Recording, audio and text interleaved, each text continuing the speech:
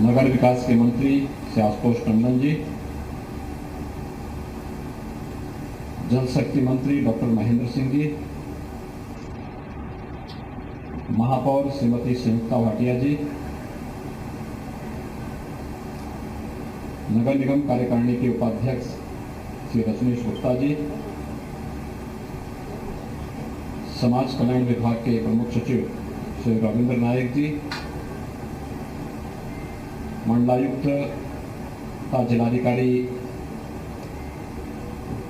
गण लखनऊ, सैनिक कल्याण बोर्ड से जुड़े हुए हमारे अधिकारीगण, शहीद परिवारों से जुड़े हुए हमारे उपस्थित सभी सदस्यगण, भारत माता के महासपूत हमारे आर्मी से जुड़े हुए सभी बहादुर जवान और उपस्थित भाइयों बहनों, पूरा देश आज विजय दिवस के आयोजन को बड़े सम्मान और गौरव के साथ आयोजित कर रहा है और इस अवसर पर कारगिल युद्ध के साथ ही देश के अंदर विभिन्न युद्धों में शहीद हुए या सीमा की सुरक्षा करते हुए अपने आप को बलिदान के सभी जवानों के प्रति अपनी विनम्र श्रद्धांजलि भी अर्पित कर रहा है।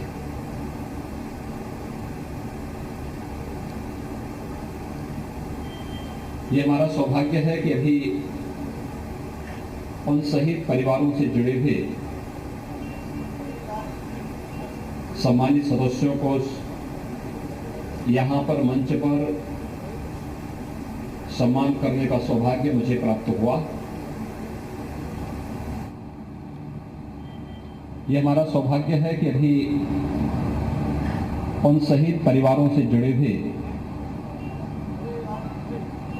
सम्मानित सदस्यों को यहाँ पर मंच पर सम्मान करने का सौभाग्य मुझे प्राप्त हुआ, जिसमें captain Manoj Pandey,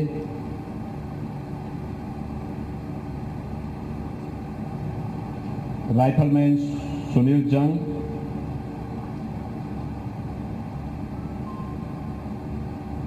major Ritesh Sharma, captain Aditya मिश्र, लांस नायक केवलानंद द्विवेदी, लखनऊ के 5 ऐसे भारत माता के अमर सपूत थे जिन्हें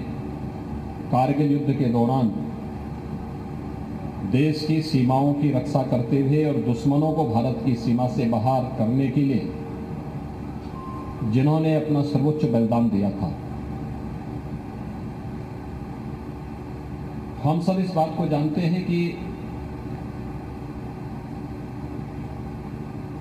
भारत माता के महान सपूतों, वीर जवानों के सतर्कता, उनकी सजगता और मातृभूमि के लिए उनके समर्पण और अद्भुत बलिदान के कारण ही हम सब न केवल स्वाधीनता का अनुभव करते हैं बल्कि एक सुरक्षित माहौल में चैन की नींद भी व्यतीत करते हैं और चैन से अपना गुजर बसर भी करते हैं। और इसीलिए कहा गया है कि शहीद की मौत ही कौम की जिंदगी होती है। एक जवान जब शहीद होता है तो वह कौम को एक नई जिंदगी देता है, एक नई प्रेरणा प्रदान करता है। कारगिल युद्ध मई 1999 में पड़ोसी राष्ट्र के द्वारा एक षड्यंत्र के तहत देश पर थोपा गया था। कारगिल की इन चोटियों पर एक साजिश के तहत दुश्मन देश ने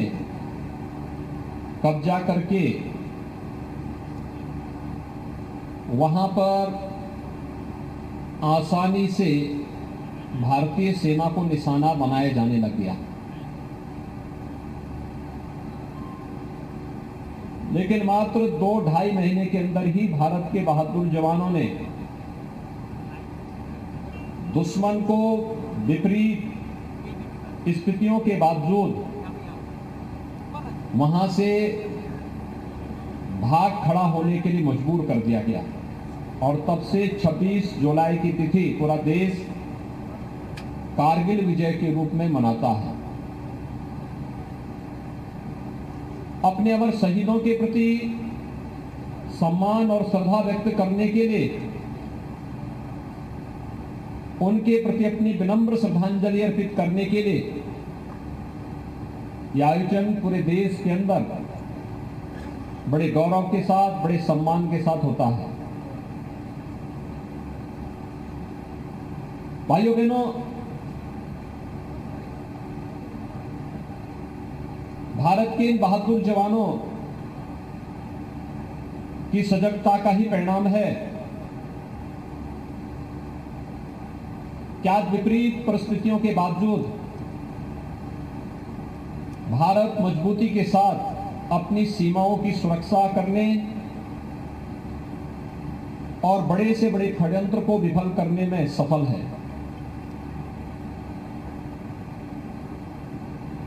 136 करोड़ की आबादी आज अगर अपने आप को सुरक्षित महसूस करती है तो भारत के इन बहादुर जवानों के पुरुषार्थ का वो परिणाम है। उनके प्रति सम्मान का भाव रखना, उनके परिजनों को कहीं भी एकांकीपन महसूस न हो, यह देखने के लिए समाज का संबल उनके साथ बहुत महत्वपूर्ण हो सकता है। हम सबको विस्मृत नहीं करना चाहिए कि हमारी उपासना विधियां अलग अलग हो सकती हैं, खान पान अलग अलग हो सकता है, रहन सहन अलग अलग हो सकता है, बोली भाषा अलग अलग हो सकती है, लेकिन हमारा धर्म एक है और वह धर्म है राष्ट्र धर्म। इस राष्ट्र धर्म के लिए हर एक भारतीय को प्राण प्रण से जुट करके अपनी सेना, अपने अर्धसैनिक बलों और सुरक्षा से जुड़े हुए सभी जवानों के मनोबल को सदैव बनाए रखने का पूरा प्रयास करना चाहिए। अपनी पूरी सामर्थ्य से उन्हें सहयोग करना चाहिए और इसीलिए प्रदेश के अंदर सैनिक कल्याण बोर्ड सैनिकों से जुड़ी हुई राज्य सरकार के अंदर समस्याओं के समाधान के लिए पूरी प्रतिबद्धता के साथ कार्य करते हैं। अवकाश प्राप्त होने के बाद या शहीद सैनिक परिवारों के साथ संवाद बना करके उनकी समस्याओं का समाधान करने के लिए वे निरंतर प्रयास करते हैं और राज्य सरकार ने भी विगत 4 वर्ष के दौरान कुछ निर्णय लिए। खासतौर पर भारत के अंदर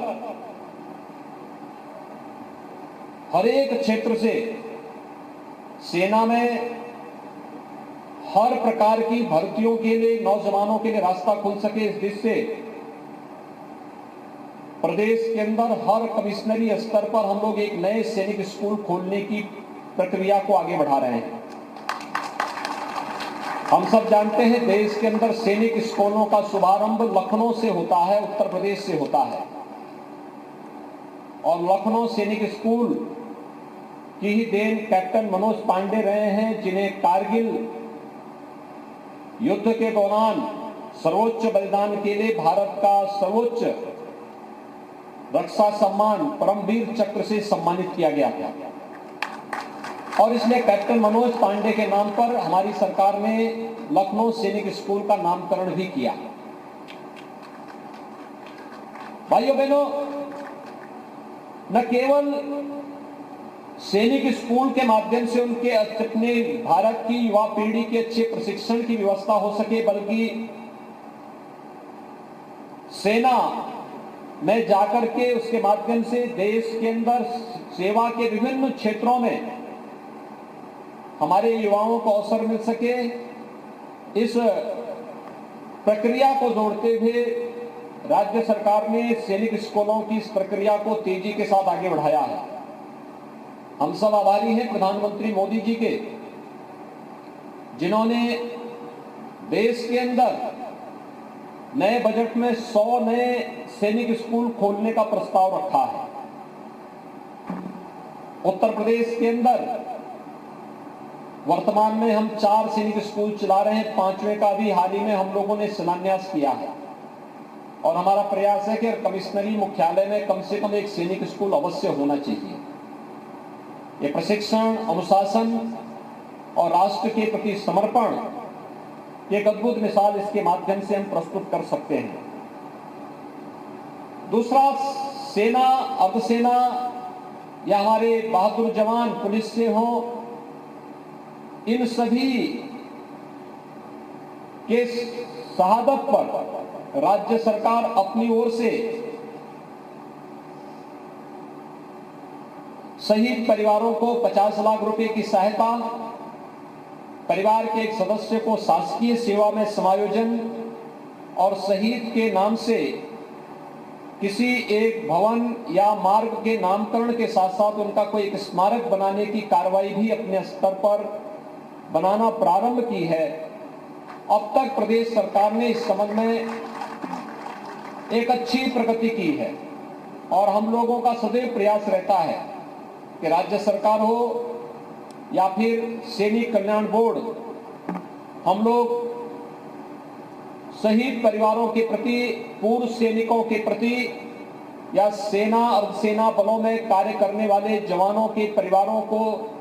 बराबर एक संबल दे सकें। दुश्मन देश को बुरी तरह परास्त करते हुए भारत ने कारगिल पर पुनः विजय प्राप्त करके दुनिया के सामने भारतीय सेना के शौर्य और पराक्रम का लोहा एक बार फिर से मनवाया था। मैं इस अवसर पर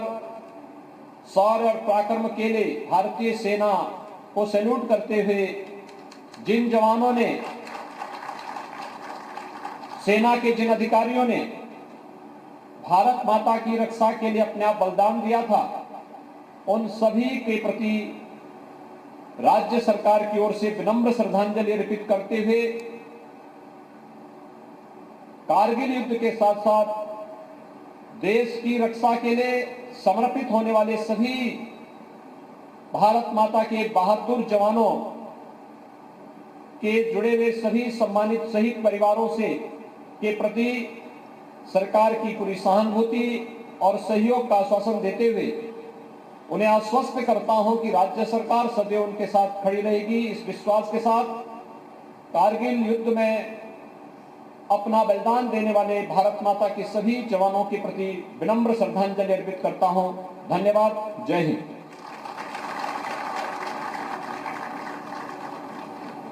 इस अवसर पर कारगिल विजय दिवस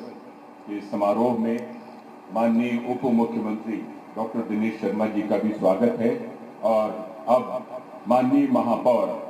श्रीमती संयुक्ता भाटिया जी को मैं सादर आमंत्रित करता हूं धन्यवाद ज्ञापित करने के लिए।